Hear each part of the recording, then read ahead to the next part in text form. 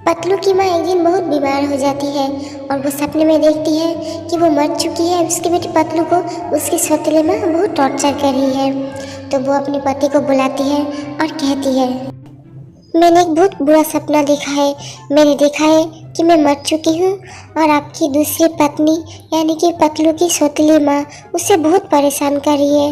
देखिए, मैं आपको रिक्वेस्ट करती हूँ, प्लीज़ आप दूसरी शादी मत करना, वरना वो पतलू को बहुत परेशान करेगी। तुम परेशान होना बंद करो, तुम्हें कुछ नहीं होगा और न मैं दूसरी शादी करूंगा। फिर अगले ही दिन पतलू की माँ का निधन हो जाता है। फिर गांव का एक आदमी मोटू को शादी के लिए पूछता है और कहता है कि मैंने तुम्हारे लिए एक सुंदर लड़की ढूंढी है। और फिर मोटू राजी हो जाता है और उस लड़की के साथ मोटू की शादी हो जाती है। शादी के बाद से ही आरती पतलू को बहुत परेशान करती है, उससे घर का सारा काम करवाती है। फिर शादी के 1 साल बाद आरती का एक बेटा हुआ जिसका नाम उसने चिंटू रखा। पतलू जब अपना सारा काम समेट के आराम करने जाता तो आरती उसे चिंटू को पकड़ा देती थी और वो जाके खुद सो जाती थी। और वो चिंटू को अपने भाई समझकर बहुत लाड करता, उसके साथ खेलता। लेकिन एक दिन बाय मिस्टेक उससे चिंटू गिर जाता है और चिंटू जोर जोर से रोने लगता है। फिर आरती आके पतलू को बहुत मारती है और पतलू अकेला सहमा हुआ बहुत रोता है। उसे कोई संभालने वाला भी तो नहीं था।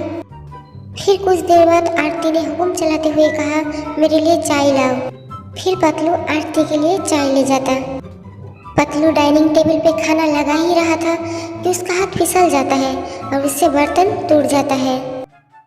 क्या तोड़ा तुमने? आज मैं तुम्हें नहीं छोड़ूंगी, मैं आ रही हूँ, मैं आज तुम्हें मार डालूंगी। पतलू बहुत डर जाता है और वो घर से भाग जाता है। और उसके साथ ही साथ आरती जब घर से बाहर निकलती है तो देखती है पतलू बहुत दूर जा चुका था और वो कभी लौट के नहीं आया।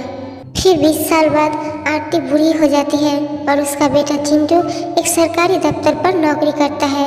और चिंटू की पत्नी करिश्मा एक बहुत ही मॉडर्न लड़की है और वो अपना सारा काम अपनी सास यानी कि आरती से करवाती है, जैसे कि पहले आरती पतलू से करवाती थी। तुम अपनी माँ को वृद्धाश्रम रख के आओ, वरना मैं यह घर छोड़कर चली जाऊंगी और तुम देखते रहना। तुम नाराज क्यों होती हो? मैं माँ को आज ही वृद्धाश्रम छोड़ के आता हूँ। माँ, मैं आपसे परेशान हो चुका हूँ।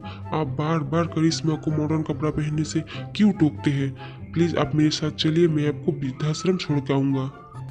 आरती बिना कुछ कहे चिंटू के साथ चली जाती है। वृद्धाश्रम में आरती का मन नहीं लग रहा था। वो हमेशा चिंटू को मिस करती थी और साथ ही पतलू को भी। उसे अपनी गलती का एहसास हो चुका था। पतलू के साथ किया हुआ बर्ताव के लिए आरती बहुत शर्मिंदा थी। एक दिन वृद्धाश्रम के बाहर आरती बैठी होती है और वो देखती है एक बड़ी सी गाड़ी में एक आदमी उतरकर उसकी तरफ आ रहा होता है। देखते ही देखते वो आदमी आकर आरती के पास छूने लगता है। माँ, आप कैसे हो? मैं तो ठीक हूँ बेटा, लेकिन तुम कौन हो? मैंने तुम्हें पहचाना नहीं। माँ, मैं पतलू हूँ, आपका पतलू, और आपको यहाँ से ले जाने आया हूँ। मैं इस लायक नहीं हूँ बेटा कि मैं तेरे साथ चलूँ। मैंने तेरे साथ कितना बुरा किया, मैं तो तेरे माफ़ी के भी लायक नहीं हूँ बेटा।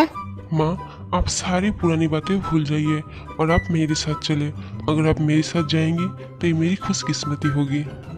फिर आरती पतलू को गले लगाकर जोर जोर से रोने लगती है। फिर पतलू अपनी माँ को लेकर अपनी बड़ी से घर में आ जाता है और फिर पतलू की पत्नी काजल और उसका बेटा टिंकू अपनी दादी के स्वागत के लिए बाहर खड़े होते हैं और फिर वो हंसी खुशी रहने लगते हैं। इस कहानी से हमें ये सीख मिलती है कि बेटा अपना हो या सौतेला, कोई फर्क नहीं पड़ता। इंसान के अंदर सिर्फ इंसानियत होनी चाहिए, बस यही फर्क पड़ता है।